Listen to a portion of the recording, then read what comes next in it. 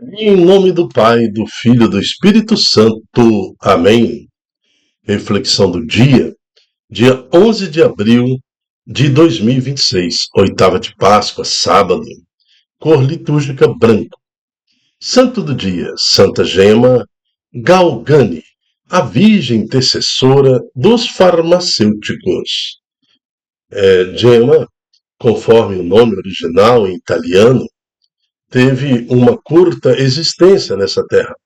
Nasceu em Camiglano, na Toscana, em 1878 e morreu em Lucca aos 25 anos de idade. Então, 25 anos, na flor da idade, ela morre, sofrendo muito por uma enfermidade, mas deixando um rastro de fervorosa piedade e caridade e de contínuos testemunho diante de Cristo, mesmo com seu sofrimento físico. Quando rezava, Gema era constantemente vista rodeada por uma luz divina. Conversava com anjos e recebia a visita de São Gabriel, de Nossa Senhora das Dores, devoção passionista que ela desejava ser. Né? Logo lhe apareceram no corpo os estigmas de Cristo, que lhe trouxeram terríveis sofrimentos, mas que era tudo o que ela mais desejava.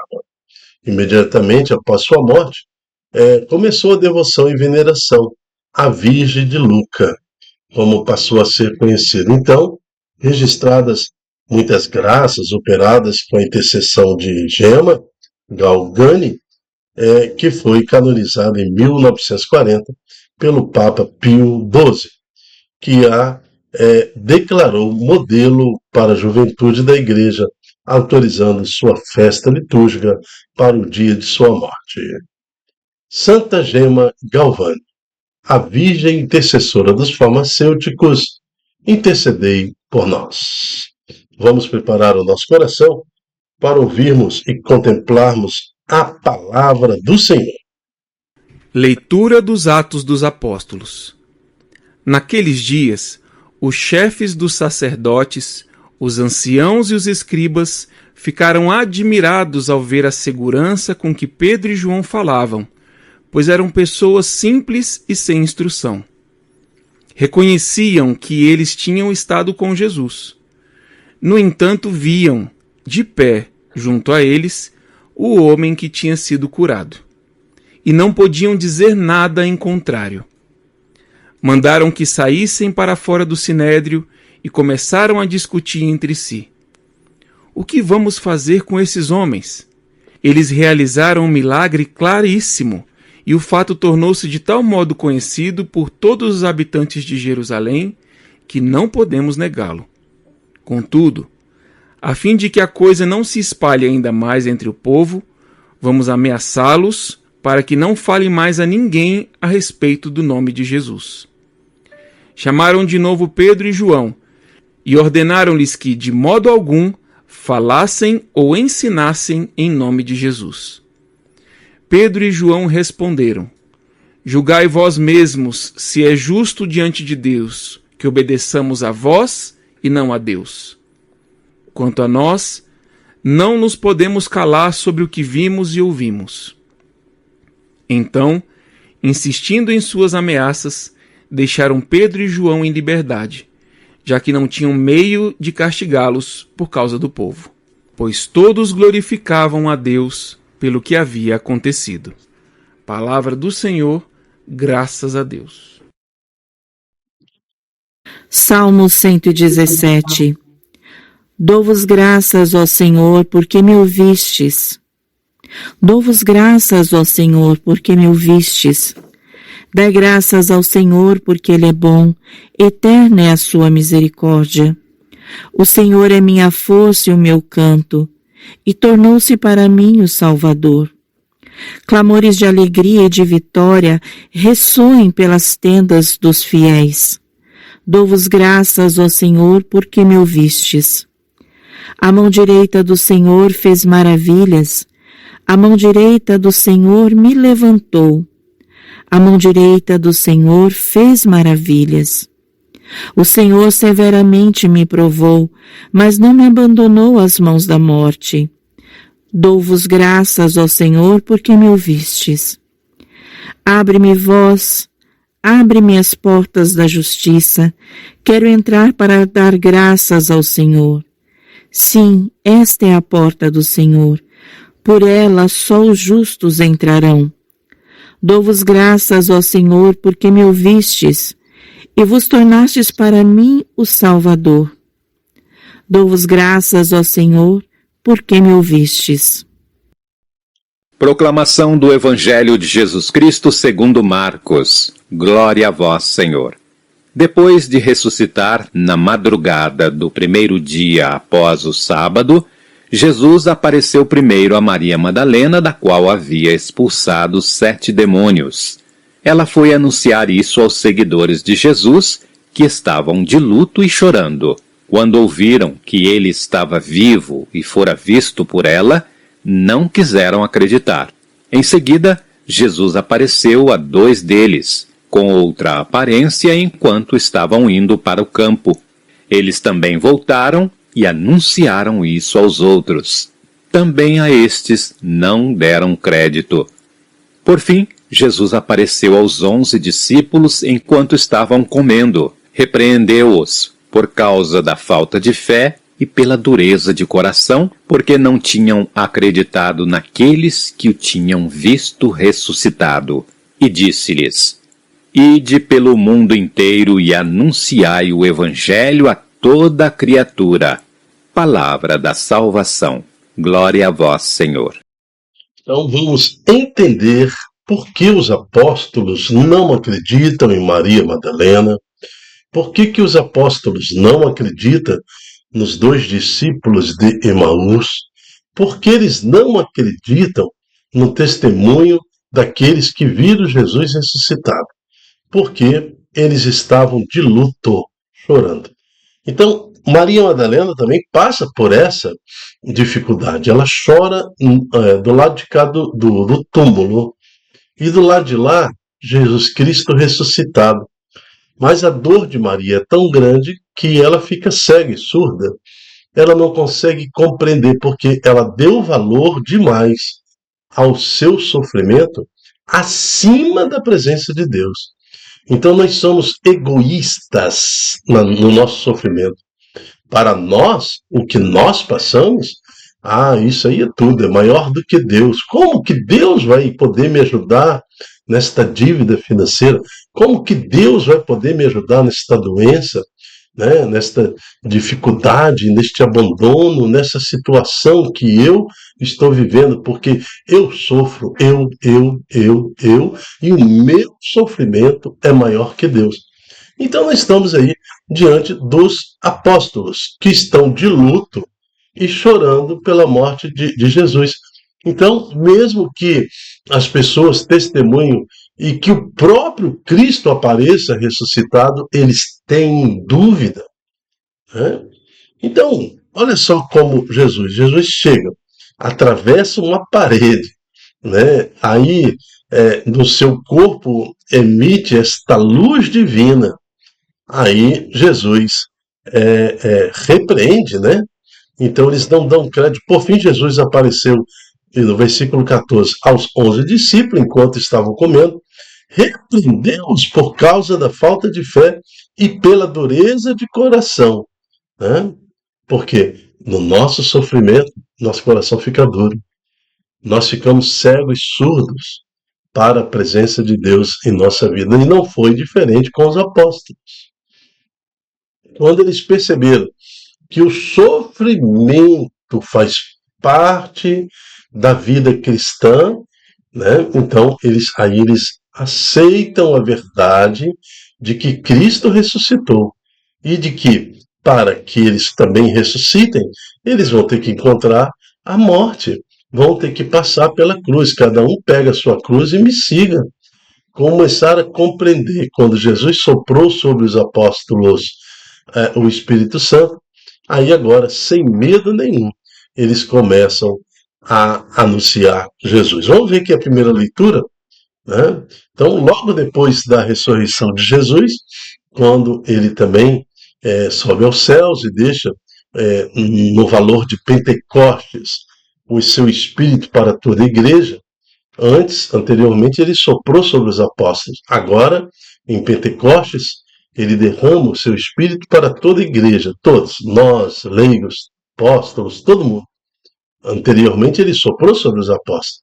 E agora, ele está presente no Espírito Santo para toda a igreja.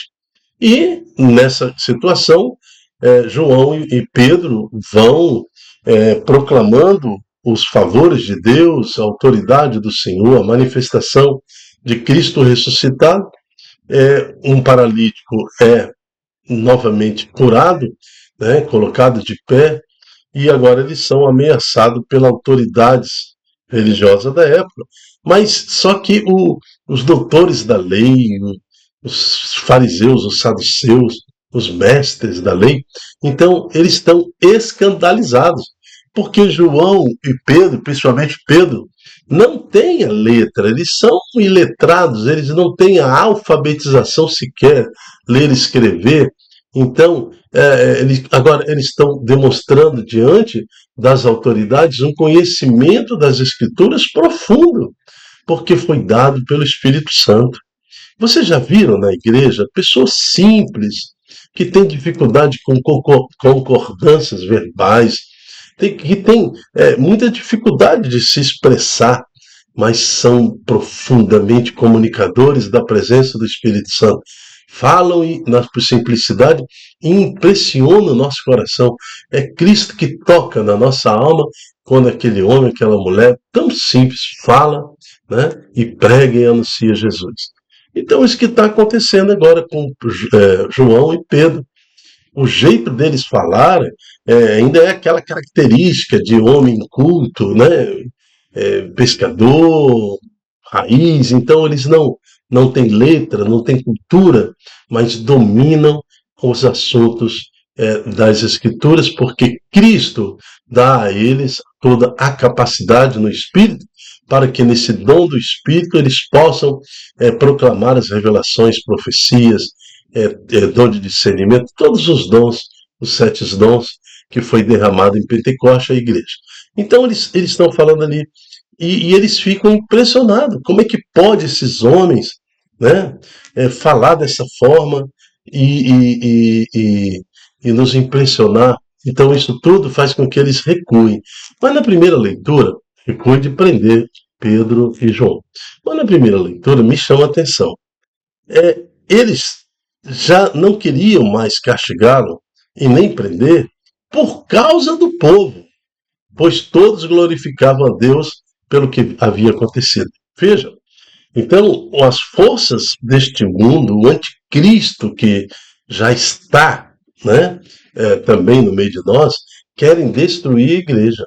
Querem destruir a igreja. Mas veja que Paulo e João não foram presos, destruídos, porque o povo não aceitaria isso. Então, veja, a proteção da igreja também está no povo, na devoção popular.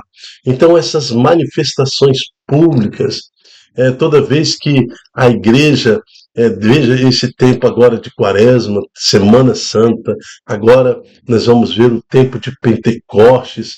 Então, todas essas festas litúrgicas que envolvem o povo, e há esta grande manifestação do povo em Cristo Jesus, dá à igreja essa solidez, essa proteção. Por causa do povo, Pedro e João não foram presos. Por causa do povo, da fé popular, né? Por todo esse envolvimento popular na igreja, nenhuma autoridade no mundo em 21 séculos conseguiu silenciar a igreja, a nossa igreja, a Santa Igreja Católica Apostólica Romana.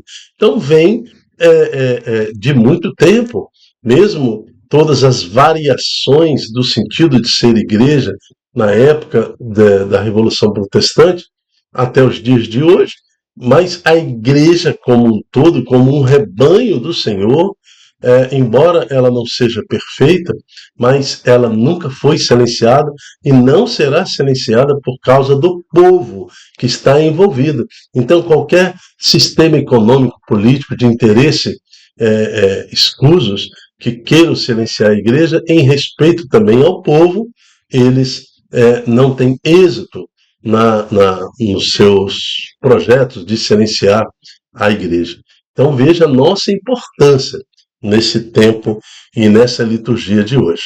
Assim também nós estamos lembrando de Santa Gemma Galgani, que em seu sofrimento, né, consegue unir o povo italiano para glorificar a Deus.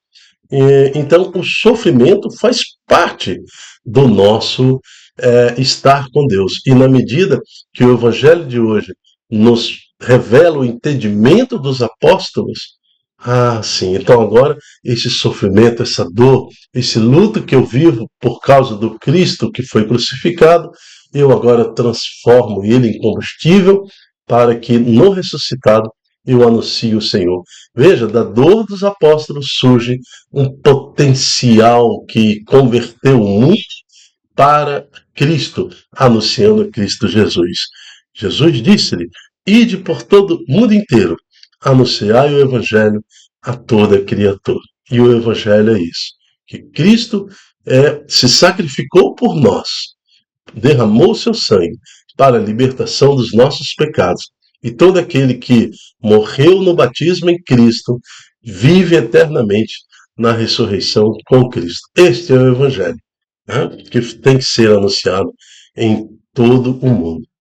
Pegai a sua cruz, né? Não podemos ficar livre do sofrimento como se fosse algo ruim. Tem toda uma teologia, tem todo um destino, o sofrimento humano, que nos leva à verdadeira adoração a Cristo, à liberdade do Espírito, aos desejos da carne. Por tudo isso te louvamos e te glorificamos, Senhor. Vinde, Espírito Santo, derrame sobre nós o vosso Espírito, para que possamos transformar o nosso sofrimento pessoal num grande momento de evangelização do Cristo ressuscitado para o mundo. Amém. Eu me chamo Dilton Góes. O nosso projeto chama-se Ai de mim se não evangelizar. Seja você também um evangelizador. Nos ajude multiplicando em suas redes sociais, naquele grupo de família. Vá lá, replica esta pregação, esse ensino, para que mais corações possam encontrar também no seu sofrimento o motivo para glorificar a Deus. Amém. Até a próxima, se Deus quiser. Tchau, tchau.